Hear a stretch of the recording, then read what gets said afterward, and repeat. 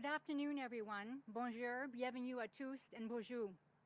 I'm absolutely delighted to be here with our Premier, Doug Ford, the Minister of Colleges and Universities, Ross Romano, Regional Chair Emmerson, Mayor Scarpitti, MPP Pang, Minister Calandra, Minister Lecce, PA Piccini, MPP Canapati, and as well some representatives from York University, our Board of Governors, our Chair, Paul Saparis, and members of York's senior team, and many other community leaders who have supported York University's Markham Center campus along the way.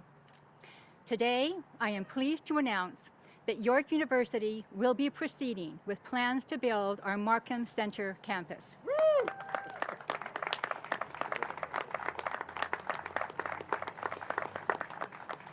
Premier, we have a bold vision and a solid plan, and we will have shovels in the ground in the coming days so that we can open the doors in 2023.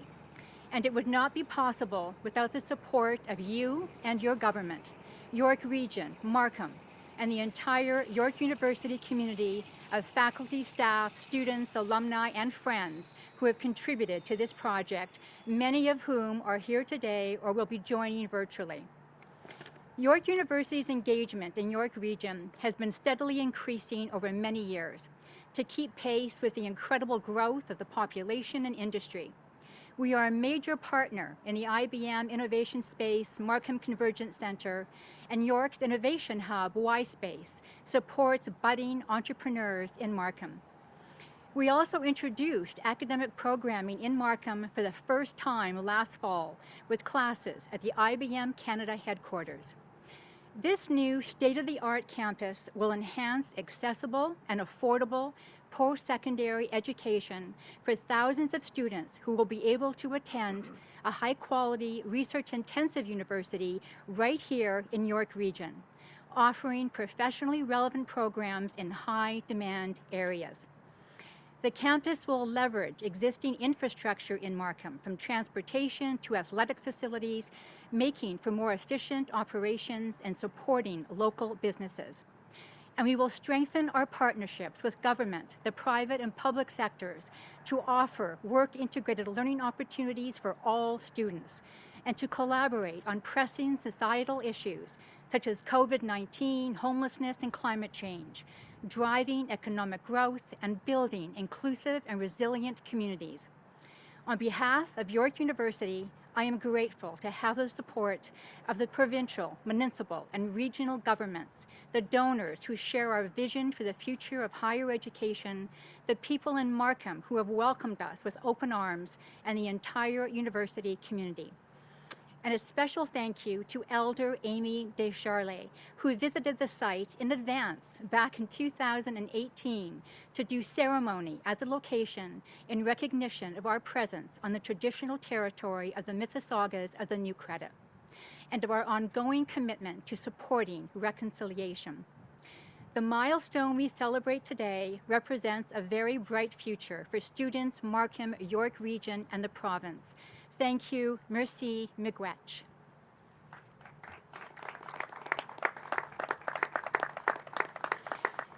And now, it is my great honor to introduce the Premier of Ontario, who has taken time out of his exceptionally busy week to be with us today. During one of the most challenging times we have ever seen in Ontario and around the world, we have seen our Premier out every day, often on the front lines, sharing important information and working tirelessly to ensure that all Ontarians stay as safe as possible amidst this global pandemic. Premier, thank you for all that you are doing to support Ontarians, and thank you for being here today with us to support this vitally important infrastructure project. Please join me in welcoming Premier Doug Ford. Thank you so much, Doctor. Well, thank you so much, Doctor, and well, good afternoon, everyone, and thank you, Dr. Lenton, for the very kind words and kind introduction. I'm excited to be back in Markham today for another fantastic announcement.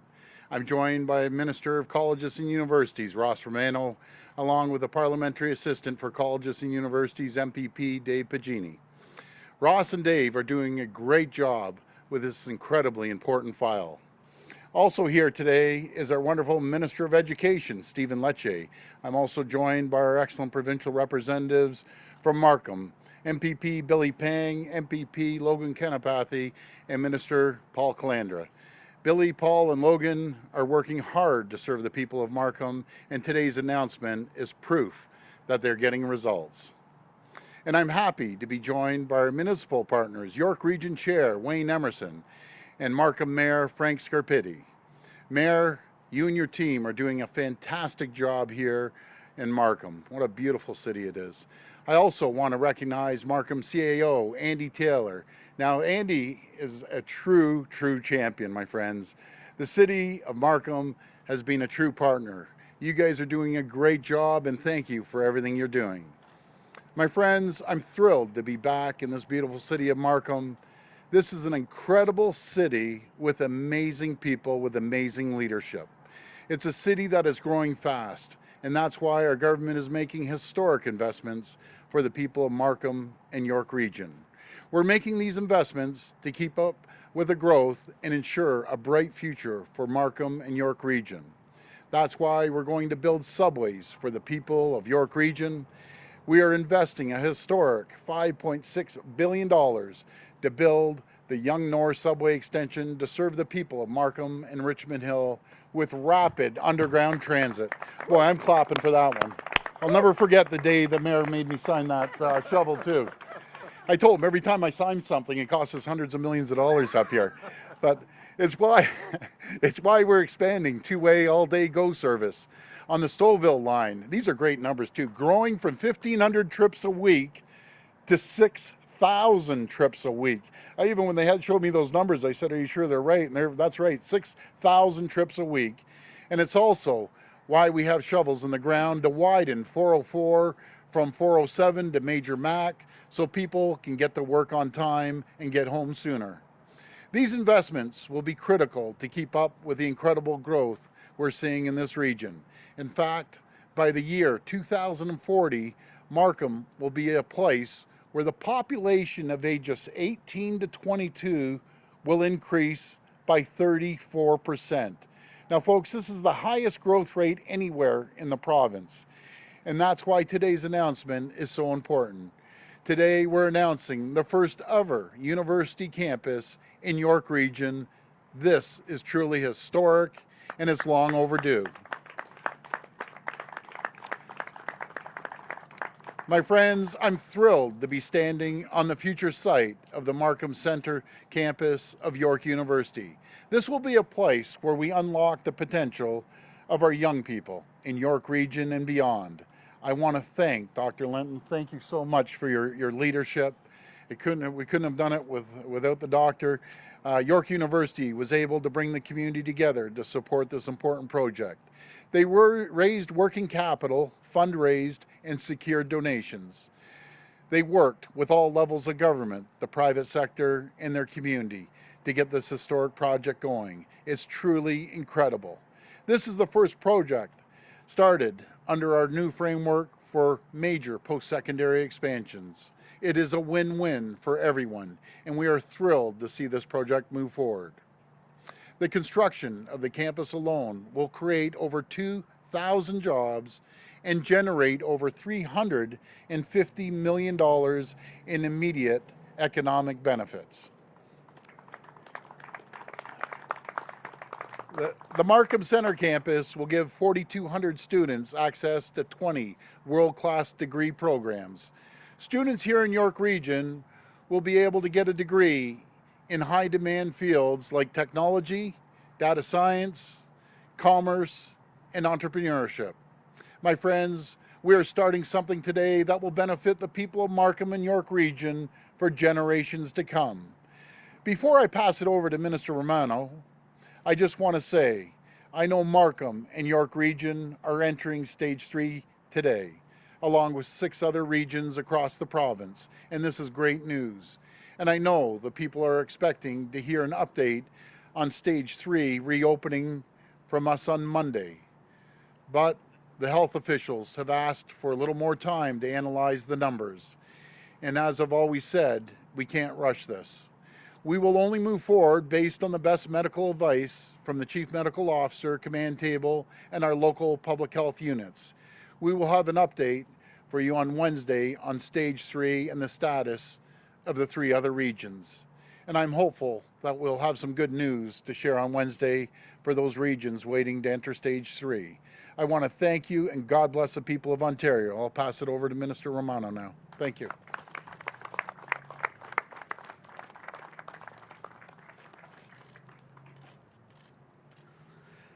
Well, thank you very much, Premier, for that kind introduction, and good afternoon, everyone. I am so very proud and excited to be joining you today for this very special announcement of a new campus for York University in Markham. I want to begin by recognizing the work of my fellow colleagues in our caucus, MPPs Billy Pang, Logan Kanapathy, and Minister Paul Calandra for their incredible advocacy on behalf of Markham and York Region to bring a university to their rapidly growing community. These 3 have been working around the clock, and they have never wavered in their advocacy for this project. They have been fighting from the very start, and I can't stress enough to you all how much it is their tenacity that has made today possible. Thank you so much to our Markham area MPPs. Absolutely, thank you. I also want to speak to you about another incredible member of our team who has made today possible. Our government's parliamentary assistant to the Ministry of Colleges and University, my good friend, David Piccini. Approximately 1 year ago, I don't want to take your applause there, David. You'll get another opportunity. I asked David to take on this file for major capacity expansion, and he has been on it like a dog with a bone. He worked closely with institutions, municipal partners, and provincial political representatives to develop a plan, and he very quickly recognized the need to develop the framework that brings us here today, so that institutions and communities across our great province would know exactly what they would need to do to be able to make this type of experience possible, as Markham and York were able to do. I want to extend an extremely, very, very special thank you to our parliamentary assistant, David Piccini, for his practical and his thoughtful approach to getting this framework created. And I want to share with you all now the 3 fundamental pillars to our government's framework for major capacity expansion that was made possible with the great work of our parliamentary assistant, David Piccini. First of all, it's about community involvement.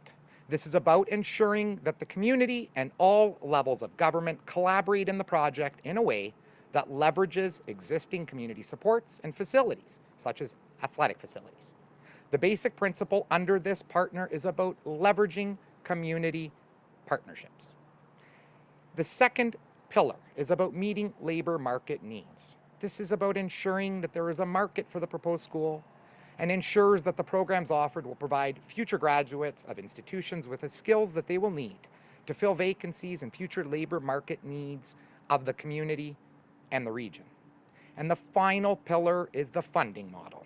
The funding model was created in recognition of the financial realities of our province, which at this time make it impossible for Ontario taxpayers to be able to fund the significant capital expenses that are required to build and equip a modern and high-tech university or college.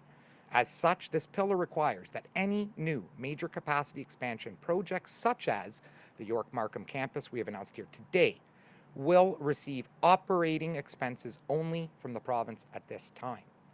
This is why, with respect to the announcement here today, York and Markham, working together with other community partners, have found a way to independently raise all of the necessary capital costs to build and equip this campus in Markham with a total capital and equipment valued at $275 million. I want to again thank our parliamentary assistant, David Piccini, for all of his hard work on the development of this framework and ensuring that our institutions and communities across our province have a clear understanding of the path forward to success, and ensuring that Ontario taxpayers receive the value for money that they deserve, while also ensuring that the people of our province can receive the education that they need where they need it most. I also would be remiss if I did not offer a very special thank you to the president of York University, Dr. Rhonda Lenton, who, Rhonda, after all of these last several months, I'm sure you're tired of talking to me in the frequent consultations we have over the phone. But Rhonda, you've been an absolute champion in working on this proposal. I also want to provide special thank yous to Mayor Scarpitti and Regional Chair Emmerson. Thank you so much for all the great work on your parts to be able to make today a reality. I now want to pass it over to York Regional Chair Wayne Emmerson to say a few words. Thank you.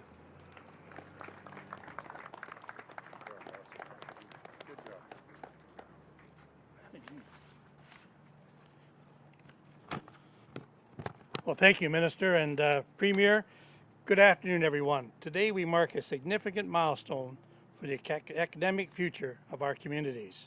On behalf of York Region Council and our 1.2 million residents, a sincere thank you to you, Premier Ford, the Government of Ontario, York University, and the City of Markham for joining with York Region to make this announcement. There is a shared vision for York Region and our partners. Together, we are strengthening opportunities for students and showcasing York Region as a destination of choice for higher learning. In order to support our economic growth, we need to connect students and researchers with our diversity and high-tech business community. The best way we do this is through direct investments in our people, education, and our economic industry. That is why, in 2015, York Region Council committed up to $25 million to help this campus become a reality. Today, I'm proud to reaffirm our financial commitment. This campus will provide York Region students with even more opportunities to study and thrive in the local community. Building a campus in the City of Markham is a great choice for York University. The campus will offer us direct access to multiple transit services and amenities, including York Region Transit and Viva, Go Transit, the Markham YMCA, and the Pan Am Center. Our business sector will also benefit from the influx of students working in placements and internship. On behalf of York Region Council and the Region Municipality of York, our thanks to all for making this happen. This is truly a great day for York Region and marks the next step of an exciting partnership to invest in our people, the economy, and the future. So once again, Premier, I really want to thank you for all your work and the work you're doing on the COVID. And I have to say, the first 2 or 3 months with COVID, sir, you were very, very concerned about what was happening. But the last couple of weeks, I've seen you smile, which is great, Premier. I'm really glad that I know you've had a lot of pressure, sir, but with your government, we will move mountains. But thank you very much. Thank you. Thank you, Chair. Appreciate it. Very kind words. Thank you.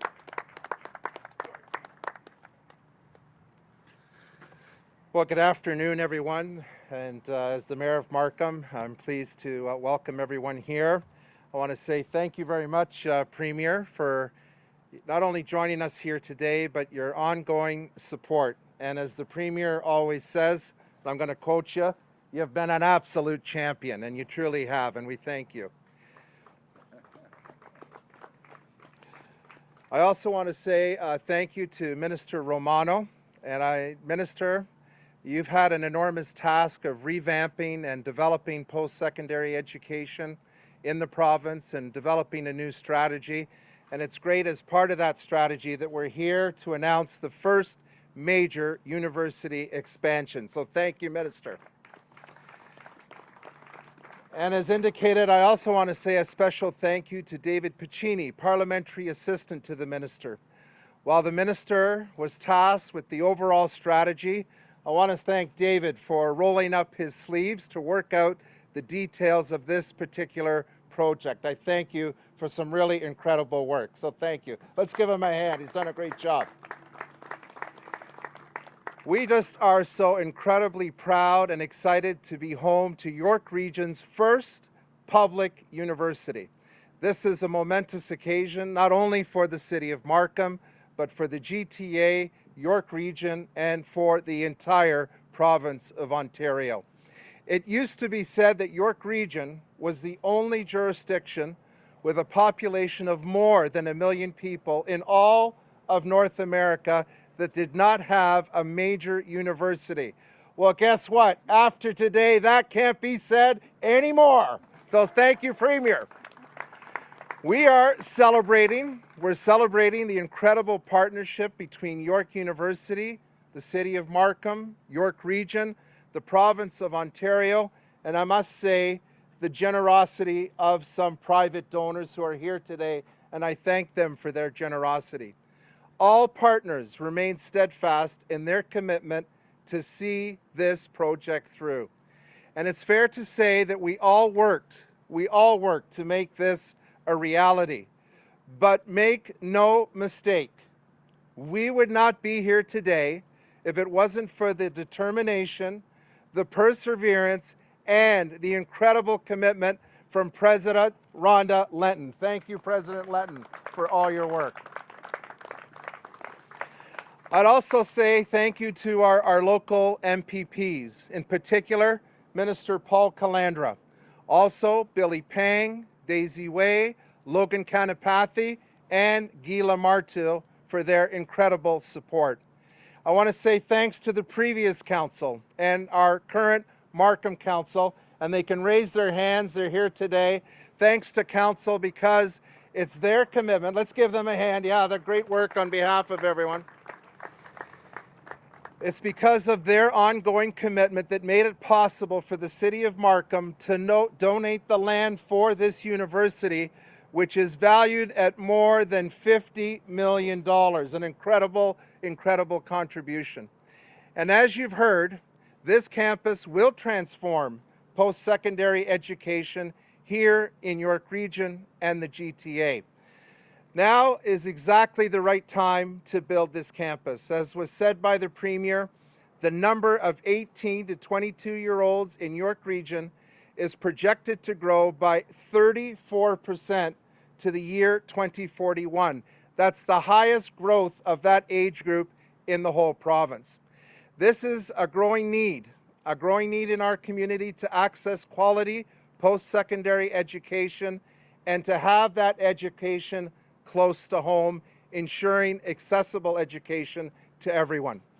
Ensuring high-quality education is one of the most important things that we can do to ensure a bright and promising future. The York University Markham campus will support York Region's projected population growth, which again is one of the fastest growing areas in all of Ontario. It fits perfectly with the vision that we have here in Markham Centre, building on our highly skilled, highly diverse workforce. Markham is a key player in Ontario's innovation corridor, and it's at the center of the second largest tech sector in all of Canada. The innovation that's happening right here in this community has far-reaching global impact. This beautifully designed, state-of-the-art campus, and it is beautifully designed. It's not gold, Premier, but almost. It's quite attractive. We'll sit right here in the center of this area, right next to the beautiful Markham Pan Am Centre, and it is within a 5-minute walk to the Unionville GO station as the Premier, an incredible system that's being improved. The campus will offer students more than 20 degree programs. Students will receive an experience unlike anything else. They'll receive the necessary education, the skills, and the training, while also having access to workplace experience working collaboratively with our information and technology companies. This is an investment in our future. In fact, it's the most powerful investment in our future. There's no greater return than investment than in education. It forms a solid foundation for the path forward. And with this, Markham, as a 21st century city, is ready for the future economy. This will strengthen our position as a hub for innovation while driving the future prosperity of the province. There's always been the strength of this proposal, but now it will be a driving force, a much needed driving force as we engage in our economic recovery. We cannot wait until the students from all across York Region, the GTA and beyond will be here when the doors open in 2023. It's been a long time coming, the moment that we've all been waiting for. And I couldn't be prouder to be standing here today with the Premier, with Minister Romano, with Rhonda Lenton and her team from York University, and our team from the City of Markham and York Region. Now, York. The Y in York stands for the youth. You will reach your full potential because of this university. The O in York stands for Ontario. This university positions Ontario well for the global economy. R is for recovery. This project has always been important to the future prosperity, but it's become critically important for the economic recovery. And K, K, well, you're damn right it's okay that it's right here in Markham and in York Region.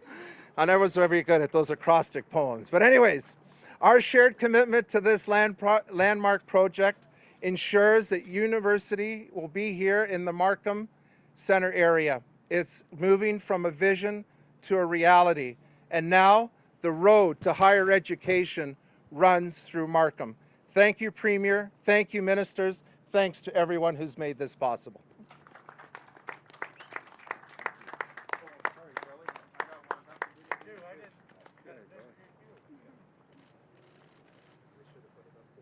Thank you, Mayor Scarpitti and Chair Emmerson, for those inspiring words.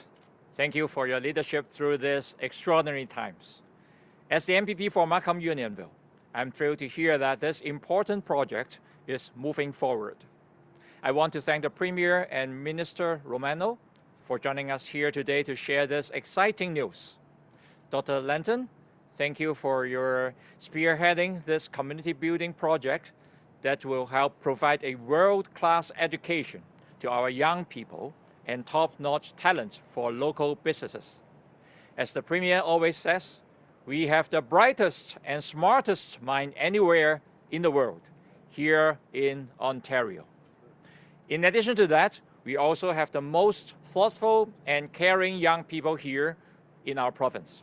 I'm so proud of the York University students and staff who has gone above and beyond this past few months, whether it was collecting PPE donations for healthcare workers and homeless shelters, or providing grants for COVID-19 research projects. They have shown the true Ontario spirit. And today, we are taking another step forward to build a better future for our young people and help prepare them for the jobs of the future. We will ensure our students in York Region have access to world-class learning closer at home, set them up for living success. I want to thank everyone for coming here today, and I look forward to work with Premier Ford, Minister Romano to see this project through to the finish line. Thank you. We're going to go to the phone line for questions. Just a reminder that it is one question and one follow-up. Thank you. Your first question comes from Afua Ba with 105.9 The Region. Please go ahead. Hi, how you doing? Good afternoon. I'm well. I hope you're well too. Thank you so much for taking my question. First question is regarding the rising number of cases amongst young people. So we've seen the COVID numbers amongst young people have been steadily rising, Premier. At what point do you maybe have to say to yourself that you have to put in some sort of measures in place to help curb these large gatherings that we continuously see? We've seen many incidents happening in bars, beaches. Bylaw officers, clearly not enough, and I'm sure municipalities are trying their best, but it looks like there is some sort of additional help that they need from the province. I believe maybe if you and also Markham Mayor Frank Scarpitti can also chime in on this answer. Yeah, well, it's disturbing. We're seeing the numbers fluctuate. We were at 103 yesterday. We're up to about 190 today, and it's always concerning, but people and the young people, we have the brightest young people anywhere in the world. I always say that, but there's a small percentage, guys. You just, I'm telling you, you just can't go to these parties. It's you're going to go home. It's not little Johnny I'm worried about. It's little Johnny's grandparents I'm worried about. They go see grandma, grandpa, or mom and dad. That's that's concerning. So the vast majority of the young people are cooperating. They're following procedures and guidelines, and you get the odd small group, but you know, the party out in Ottawa I heard about. One young guy had it and invited everyone, and maybe he got tested. He didn't know he had it at the time, but still, guys, just don't go to the party. What more can I say? You know, be responsible, and to put a guidelines across the province, I always say, you know, Timmins isn't Toronto, Manitoulin isn't Markham, Kenora isn't Kitchener. We have such a vast area, and I want to emphasize this. I think I say it at every press conference. Every local chief medical officer has the powers to put in protocols, and if they want to put protocols into large urban areas, by all means, I welcome it. I encourage it. So if you have a large urban center and you're seeing issues, then put in the protocols. Make sure that we address the issues of the bars. But I can't compare Timmins to large urban areas. I can't compare Kenora when we don't see a lot of COVID cases there. So I encourage the local chief medical officers to use their powers to make the community safer. You know something, I'm going to pass this to Mayor Scarpitti. We've had this conversation many times. But Mayor, do you want to say a few words? Well, thank you, Premier. And first of all, I just want to say a couple things. I echo the comments made earlier. Premier, you and your team have just done an amazing job right from the beginning of this pandemic. And not to take anything away from any previous Premier, but I've worked with a lot of premiers in my day. And I just want to say that this Premier is the most accessible Premier we've ever had. And I know that view is shared by many mayors right across the province of Ontario. And so I think the Premier has said it well. He's got other communities that he has to consider, the rural areas of Ontario, and in areas where we have the large urban municipalities, all of us have to be doing what we can do to take the proper measures. And I would just say that I hope the medical officers of health will use their power when they see the need to do it. And certainly I'd be looking for that level of protection, and I know that our businesses and our community would be asking the same. Follow-up? Thank you. And my follow-up question, I know that now York Region has now entered into stage 3 today, but a lot of businesses, a lot of large businesses not able to open up as of yet. One example is Cineplex. I know that they have been asking for a little bit of flexibility regarding some of the restrictions in terms of gatherings. Is there any details as to if that would be allowed, if you would be allowing maybe 50 people to be entering in an auditorium at a time instead of 50 people in the building at a time, Premier? So I've been in communications with the CEO of Cineplex. Our team's been in communications, and I understand what he's saying. So you have some of these large cinemas. They have 13 theaters in them, and 50 people are allowed within the whole building. I don't know, what do we do? Put 2 or 3 people in each cinema? It just doesn't make sense. It's not feasible to open up if you have 50 people. But again, I have to rely on the chief medical officer. Cineplex has put a great plan together. It's on the table. We've talked about it numerous times. And I'm just going to follow the advice of the chief medical officer and the health team. And if they feel that we just aren't ready yet, then we aren't ready. But hopefully, as the numbers decline, and hopefully they're going to continue to decline outside of the couple of bleeps we've seen last few days, then I think they'd be more flexible in having people go into different theaters. But I understand some of the concerns, or even big banquet halls. Say there's a banquet hall, 50, 100,000 square feet. It's hard to justify opening when you're allowed 50 people there. So if we can just hang in there a little bit longer, then hopefully we can increase those numbers. Next question. Your next question comes from Haley Cooper with News Talk 1010. Please go ahead. Hi, Haley. Thank you. Hi, Premier. The Toronto Catholic District School Board voted in favor of a plan that would see children return to full-time classes in September, but without smaller class sizes. So will your government approve this, or is it too risky and therefore it has to be denied?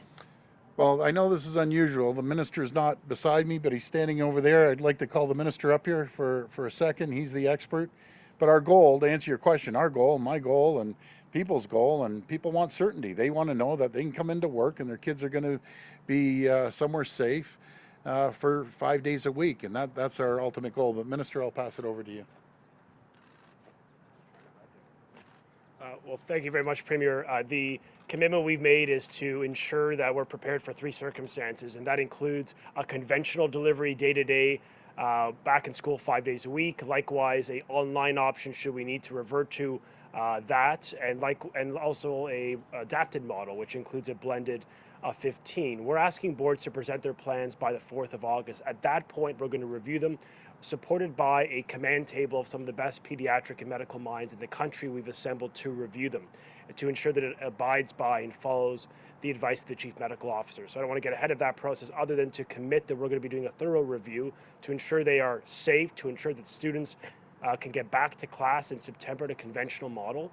And the focus for the next few days is to finalize that plan, working very closely with the Chief Medical Officer of Health, the COVID-19 command table, to enable schools, students, and likewise our educators to come back to class September with the right investments, the right tools, and likewise the resources to ensure it's safe. Follow-up? Thank you. And my follow-up is for the Premier. There are growing complaints about something that's happening in Barrie and Aurelia, where they've jacked up pricing for non-residents to park and use boat launches. So in Barrie, non-residents are paying $10 an hour up to a daily maximum of $50 just to park by the lakefront. Now, the previous hourly rate was $3 an hour. The daily maximum was $20. And in Aurelia, from Thursday to Sunday until mid-September, out-of-town visitors are having to pay $50 to park in municipal lots, and they also have to pay $50 to use the city's boat launches, whereas residents can launch their boats for free. They can also park their vehicles for free. So is this not considered price gouging of non-residents, which is something you have spoken out against frequently throughout this entire pandemic? So is it price gouging, and will you be asking that these prices be returned to pre-COVID levels? I'd say it's price gouging. When you're charging $3 and all of a sudden it jumps up to $50, that's absolute price gouging. Or if it goes from 10 and you're doubling it to 20, but for parking $50 up in Barrie. So I'll talk to the Attorney General, Doug Downey. He represents that area. Jill Dunlop in Aurelia, and we'll jump on that. Do you know what I can't stand? I can't stand when companies or governments take advantage of people in a crisis and they start gouging these people. People can barely put food on their tables. They can barely pay their rent, barely pay their mortgage. People are holding on by their fingertips, and so some municipal government wants to gouge you. It's disgusting, in my opinion. So we'll get the Attorney General to look into that and find out what's going on up there. But be fair to everyone. You know, people are coming up there, maybe you go for lunch or dinner and spend their money in local stores, and you want to gouge them at $50 a shot and parking up in Barrie? You got to be kidding me. That's absolutely ridiculous. Next question. Your next question comes from Sean Jeffords with the Canadian Press. Please go ahead. Hi, Sean. Good afternoon, Premier. Wanted to ask you a couple of questions today about Windsor-Essex. We've learned this morning that the region has surpassed Toronto and Peel and become the highest region in terms of case counts, or cases per 100,000 people, case rates in the province. The medical officer of health down there has expressed a lot of concern about that. This is very worrying. Is it time to consider mandatory testing for all agri-food workers, farm workers in that region? I know you've resisted it in the past. You've said it can't be done. Why can't it be done? And isn't it becoming increasingly clear that that is going to have to be part of the solution? Well, that's a phenomenal question. It's ironic. You must have been listening to me this morning. I called our team and asked them to get a constitutional lawyer to find out if we can start testing people. If someone comes into our country and we welcome, well, not right this second, but we welcome the folks, and be it migrant workers or anyone else, that's a privilege when you cross the border into someone's country.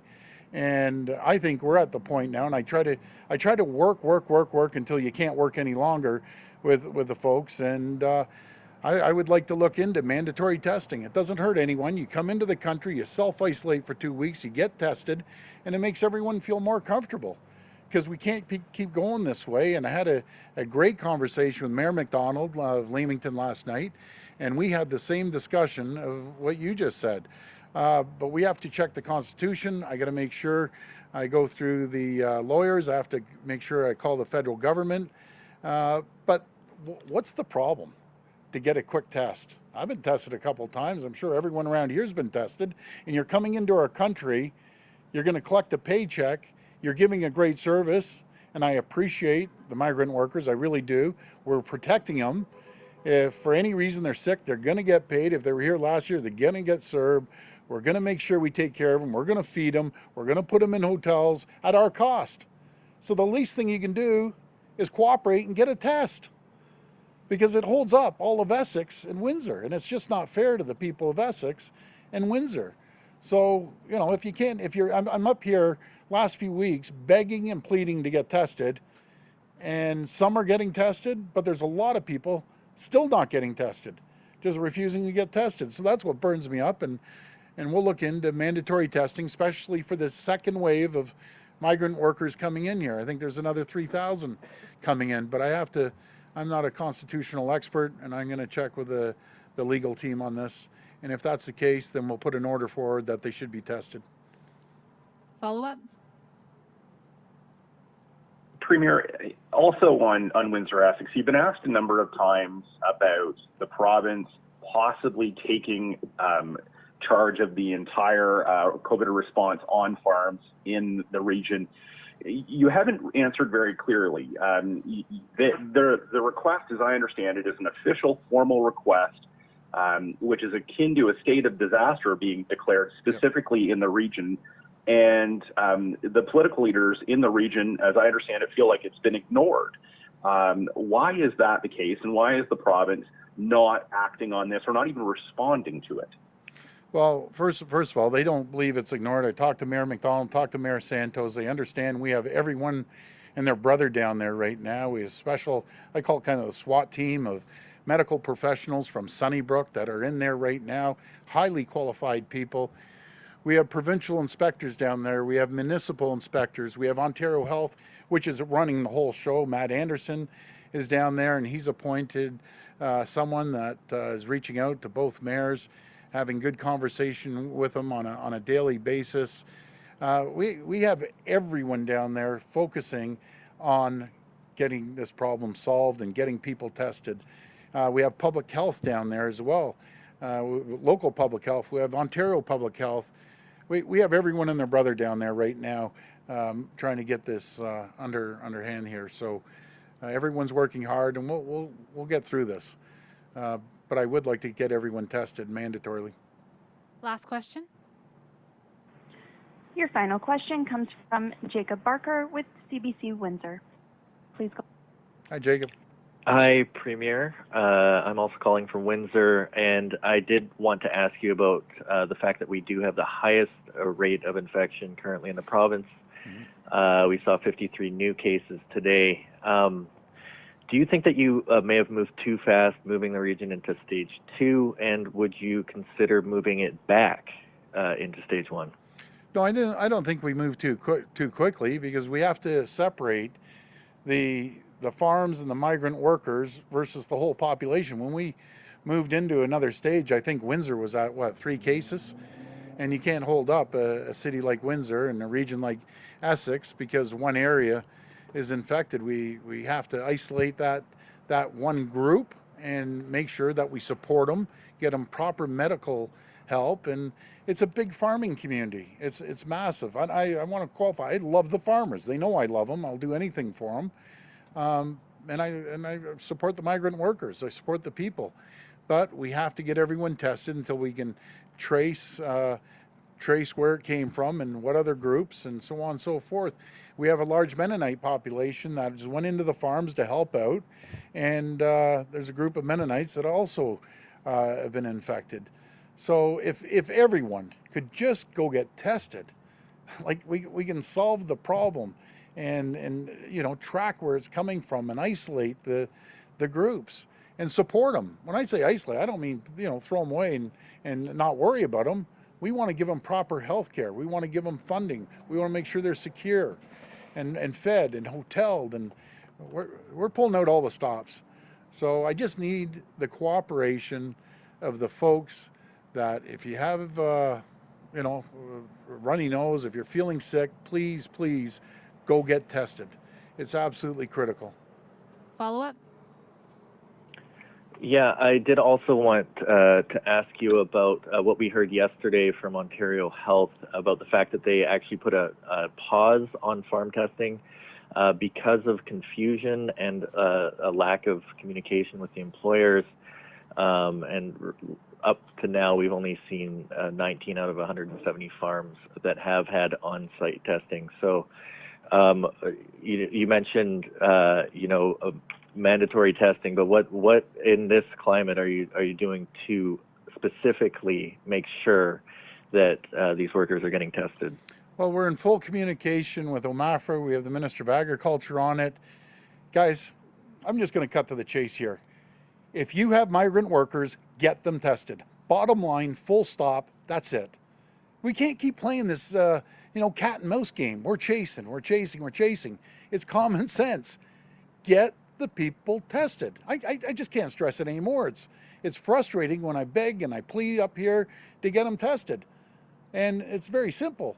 We will go to your farm. We will help you. We will support you. We will bend over backwards to do whatever it takes to get these people tested. And I just can't force them right now, but we're going to look into seeing if we can ask the people, if you're visiting Ontario and you're working here in Ontario and we're giving you the privilege of working and we're paying you to work and we're helping you, we're supporting you, giving you shelter and food and hotels and so on and so forth, get a test. What more can I say? Get a test. And sorry for being frustrated, but it's like banging your head up against a brick wall, begging and asking for it, and they're just ignoring it. Because, you know, next time around, we'll take a different approach. But I just want to thank everyone. Ontario's still doing a great job. So thank you, everyone. God bless you. Have a very safe weekend. Thank you.